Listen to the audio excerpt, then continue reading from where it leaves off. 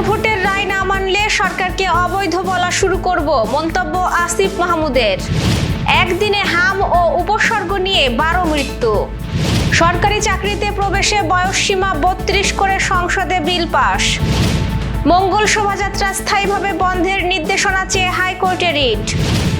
সন্ধ্যা 7টায় দোকানপাট বিপণী বিতান বন্ধ রাখার নির্দেশনা বাস্তবায়নে গড়িমসি। মঙ্গলবার ইরানের সবকিছু গুড়িয়ে দেওয়া হবে, হুমকি ট্রাম্পের। দর্শক, আমাদের রাতের আয়োজনে আপনাদের সাথে আছি আমি স্বপ্না দেবনাথ। শুনছিলেন প্রধান শিরোনাম। এছাড়াও রয়েছে অন্যান্য বিভিন্ন গুরুত্বপূর্ণ খবর।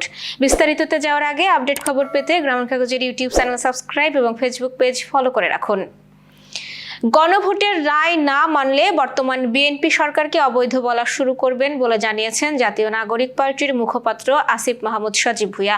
তিনি বলেন, গণভোটের রায় না মানলে সেদিন থেকেই এই সরকারকে অবৈধ সরকার বলা শুরু করব। এর জন্য আমরা সময় নেব না।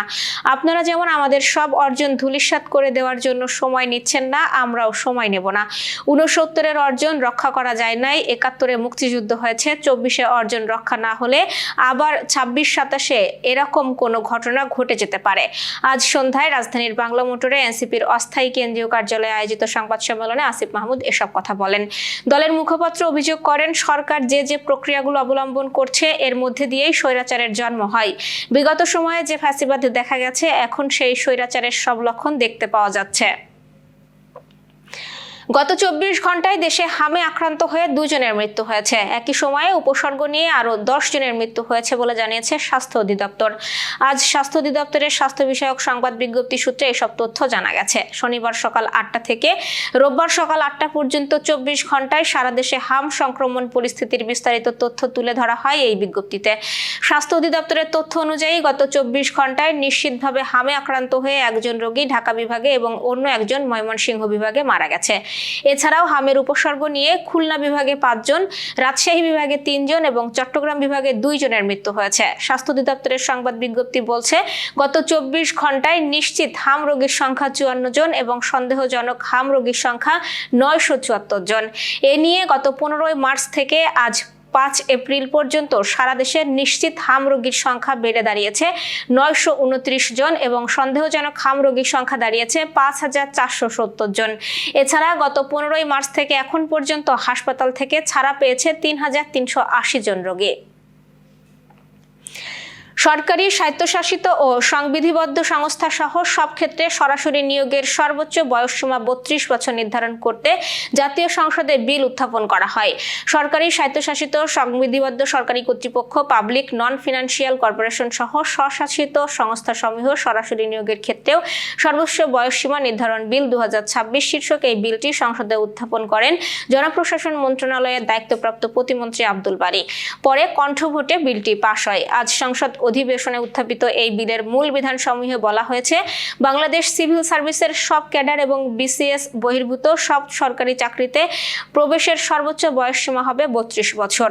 স্বায়ত্তশাসিত ও সংবিধিবদ্ধ সংস্থাগুলোর যেসব পদে নিয়োগের বয়সসীমা আগে 30 বা অনূর্ধ্ব 32 ছিল, সেখানেও এখন থেকে বয়সসীমা 32 বছর হবে। অপরিবর্তিত উচ্চতর বয়সসীমায় যেসব পদের নিয়োগ বিধিমালায় বয়সসীমা ইতোপূর্বে 32 বছরের বেশি নির্ধারিত আছে, সেক্ষেত্রে আগের উচ্চতর বয়সসীমা বহাল থাকবে, অর্থাৎ এই আইনের ফলে কারো সুযোগ কমবে না। এছাড়াও প্রতিরক্ষা কর্মবিভাগ এবং আইন শৃঙ্খলা রক্ষাকারী বাহিনীর নিয়োগের ক্ষেত্রে তাদের নিজস্ব বিদ্যমান বিধিমালা অপরিবর্তিত থাকবে।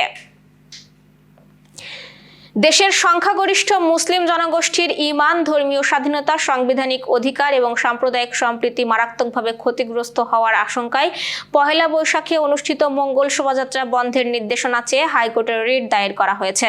আজ সুপ্রিম কোর্টের আইনজীবী মাহমুদুল হাসান মামুন এই রিট দায়ের করেন।